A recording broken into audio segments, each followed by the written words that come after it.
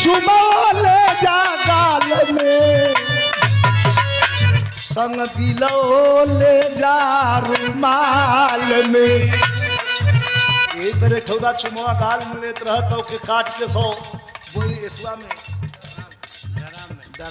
डराम में डाल के सीमेंट जमौलो। एक थे यही तरह दिलवो ले जा रुमाल में करत रह तो हनीमून मिला मनावे गई। और वह उनके बस चुम्मा दे के चल गए। कहा मगा कर इकट्ठे भाई हुए गावत बजावत हुए भाई, एक उनके फेरे मत पर समझौता बता देते।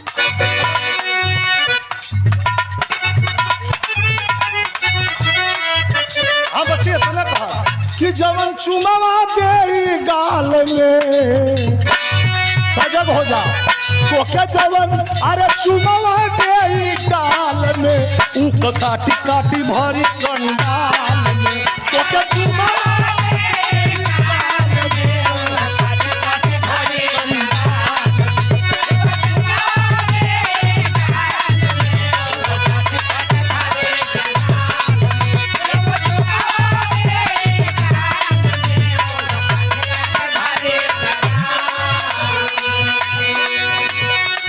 सावधान रही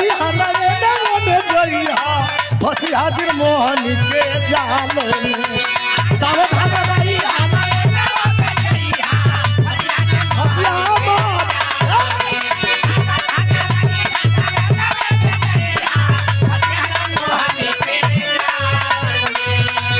अरे सावधान रही फंसी हाजिर तिरिया के जाल में। आज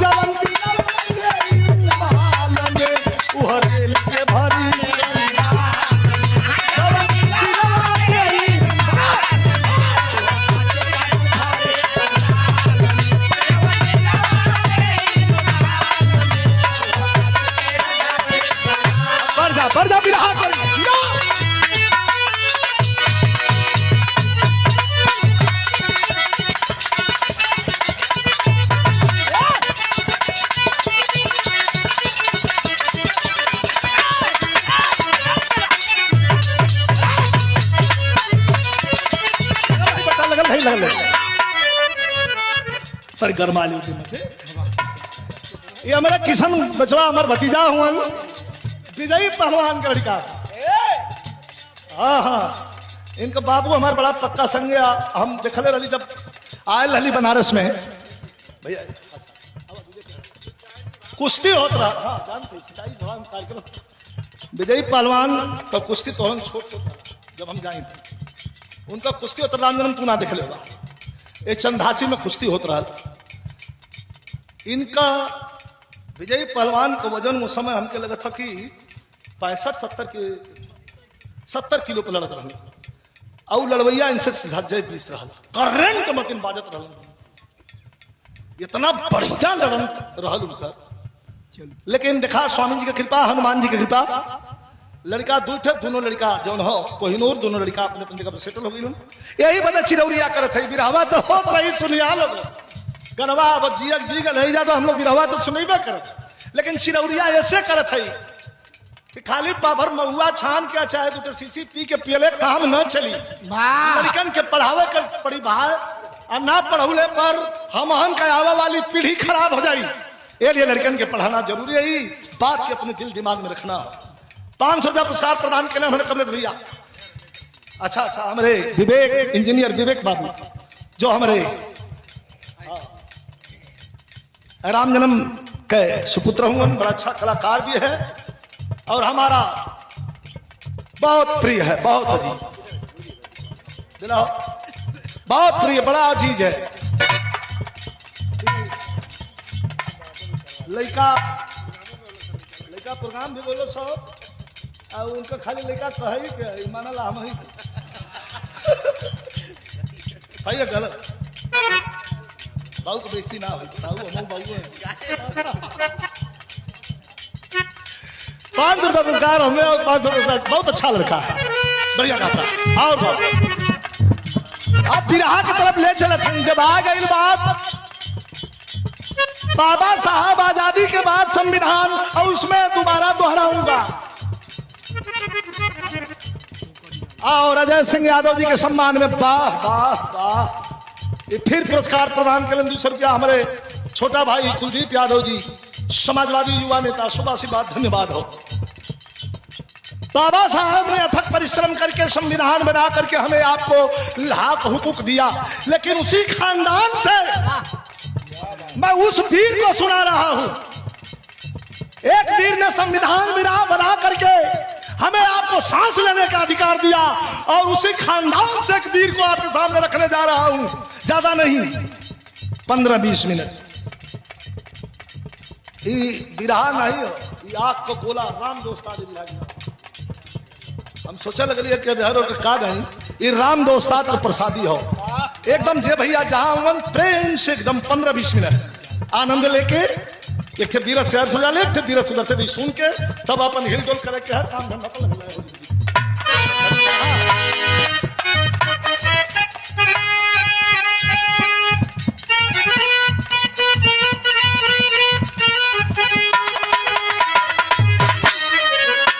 अच्छा, ये पूर्वी मास्टर बजाओ तो।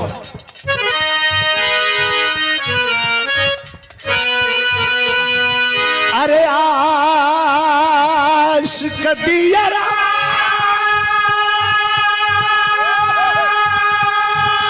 ने कबाती अब जर जर भाई शरीर।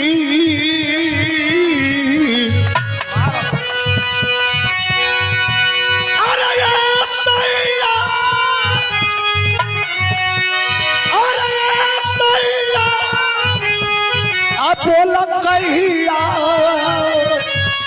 ले बा अपना धराला दी।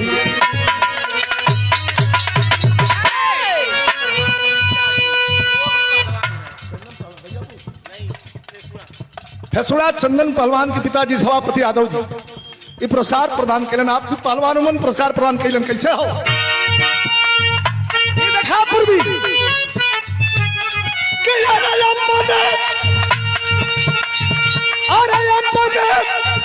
करे जाऊं के अरे कैसे के मनाइयो को दगार दई के ना अपने करे जाऊं, अपने करे जाऊं कैसे के मनाई हो दगार। अरे श्याम, अरे श्याम, अरे मथुरा पर हो अरे दगार दई के।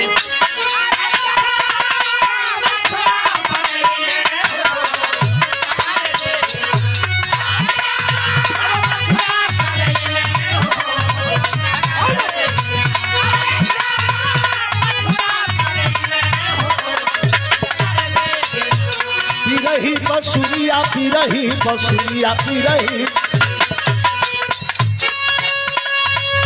पी रही बसुरिया पी रही,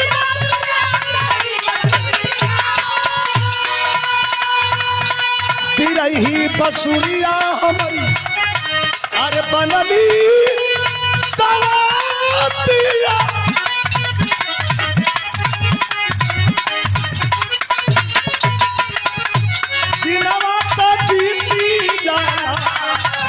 नहीं खेरतिया, दीपक नहीं खेरती।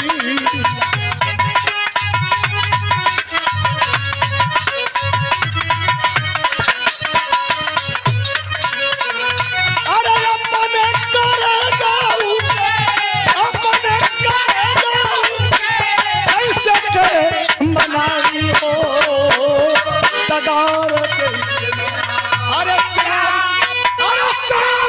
अरे मथुरा पर हो अरे दगार दई।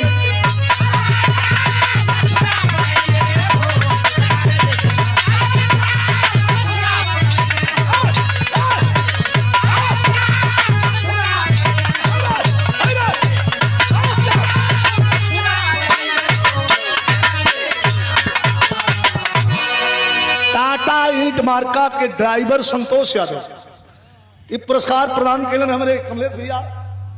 अच्छा अपने कंपनी का ड्राइवर हुन पुरस्कार प्रदान कैलन भैया के प्रणाम।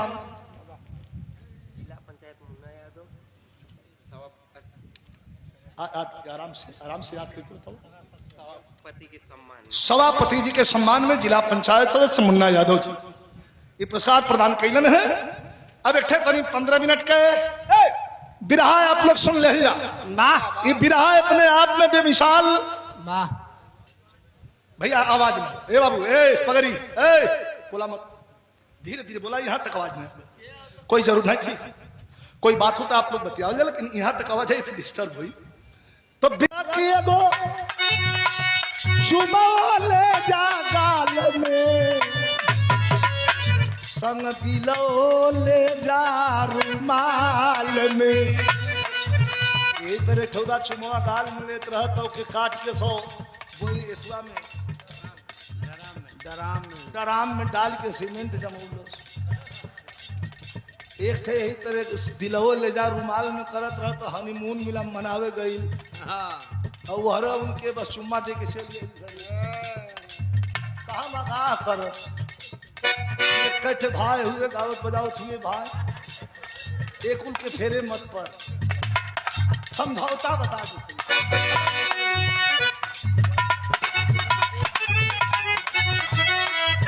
हाँ बच्चे सुना कहा कि जवन चुमावा दे गाल में सजग हो जा तो क्या जवन अरे चुमावा दे गाल में ऊक काटी काटी भरी कंडाल में तो क्या चुमावा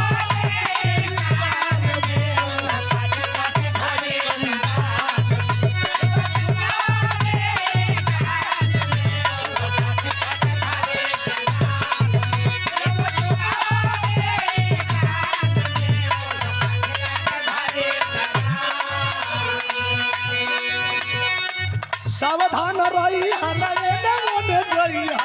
फंसी हाजिर मोहन के जाल में सावधान रही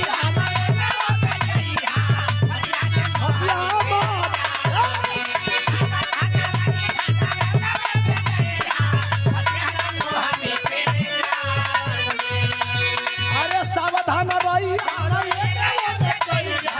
फंसी हाजिर तिरिया के जाल में आ जवन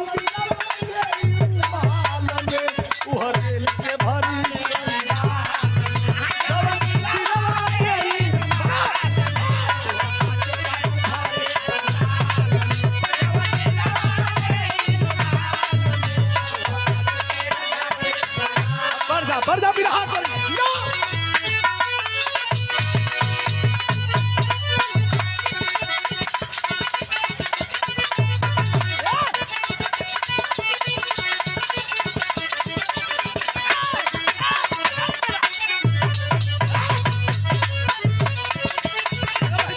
लगल पर गरमा ली ये हमारा किशन बचवा हमारा भतीजा हुआ विजयी पहलवान का लड़का। हाँ हाँ इनका बाबू हमारा बड़ा पक्का संग है। हम देखले रही जब आयल रही बनारस में भैया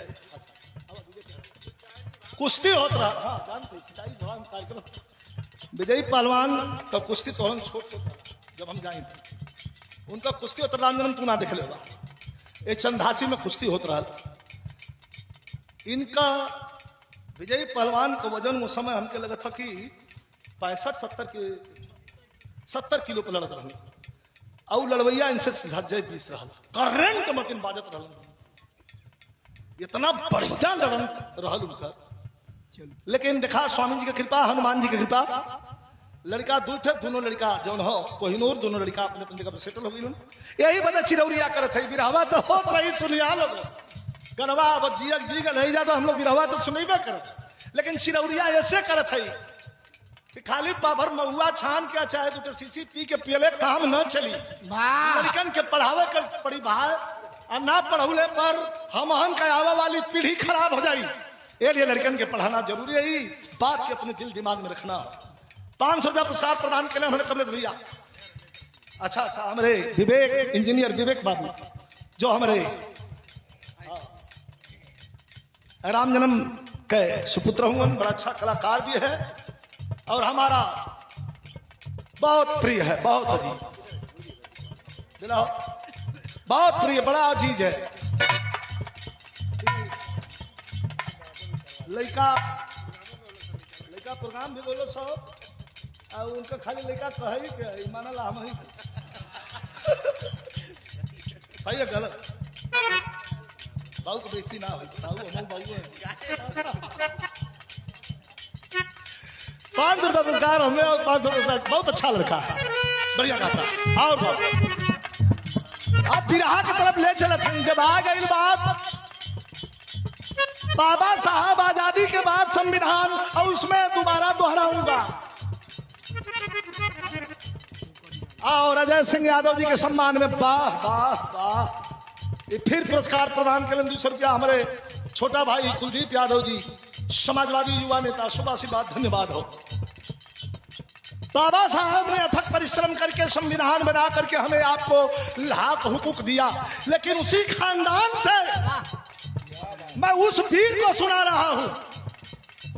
एक वीर ने संविधान बना करके हमें आपको सांस लेने का अधिकार दिया और उसी खानदान से एक वीर को आपके सामने रखने जा रहा हूं। ज्यादा नहीं 15-20 मिनट बिरहा नहीं हो आग को गोला राम दोस्ताद हम सोचा लगलिए कि बिहार और का गई ये राम दोस्ताद को प्रसादी हो एकदम जे भैया जहां प्रेम से एकदम 15-20 मिनट आनंद लेके एक थे बीरत से अर्थ हो जाले, एक थे बीरत उधर से भी सुन के तब अपन हिल डोल करे के है काम धंधा पर लगना है।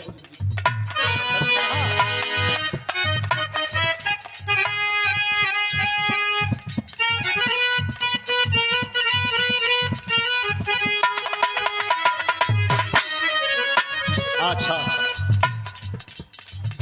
ये पूर्वी मास्टर बजाओ था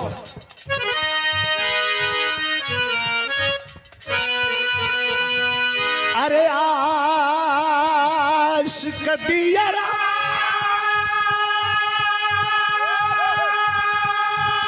ने कबाती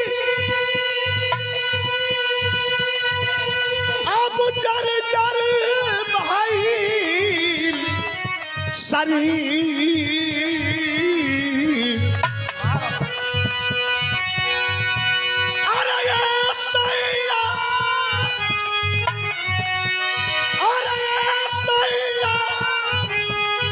बोला कहिया ले अब ना धराला भी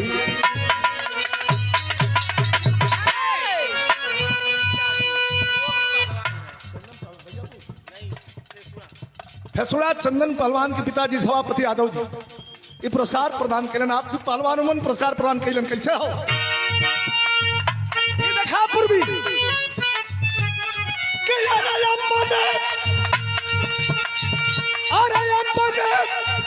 करे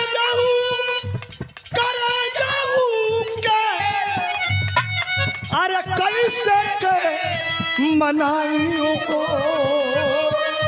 दगार दई के ना अपने करे जाऊं कैसे के मनाई हो दगार अरे श्याम अरे मथुरा पर हो अरे दगार दई के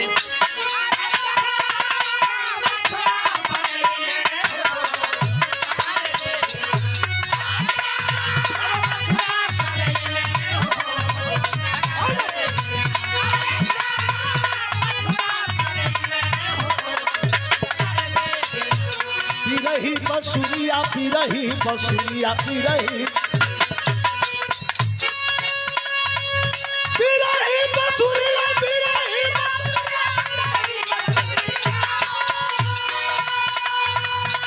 पिरही बसुरिया हमारी अरे बनली सवातिया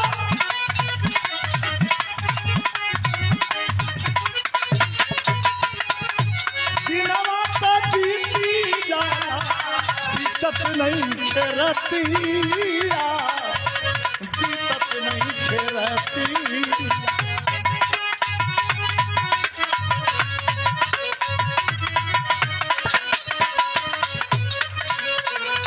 अरे अपने करे जाऊं, अपने करे जाऊं, ऐसे के मनाई हो तगार के।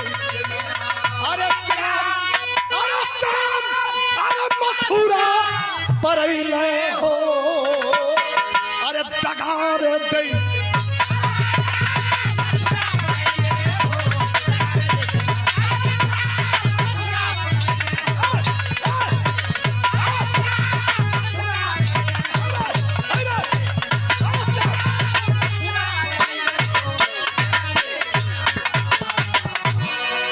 टाटा ईंट मार्का के ड्राइवर संतोष यादव ये पुरस्कार प्रदान कैलन हमारे कमलेश भैया। अच्छा अपने कंपनी का ड्राइवर हुन पुरस्कार प्रदान कैलन भैया के प्रणाम।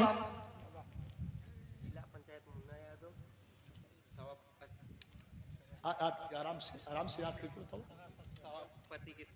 सभापति जी के सम्मान में जिला पंचायत सदस्य मुन्ना यादव जी ये पुरस्कार प्रदान कैलन है।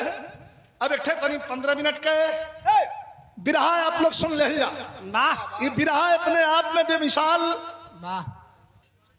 भैया आवाज में, ए बाबू, ए पगड़ी, ए बोला मत, धीरे धीरे बोला, यहाँ तक आवाज में कोई जरूरत नहीं थी। कोई बात हो तो आप लोग बतियाओ, लेकिन यहाँ तक आवाज है डिस्टर्ब हुई तो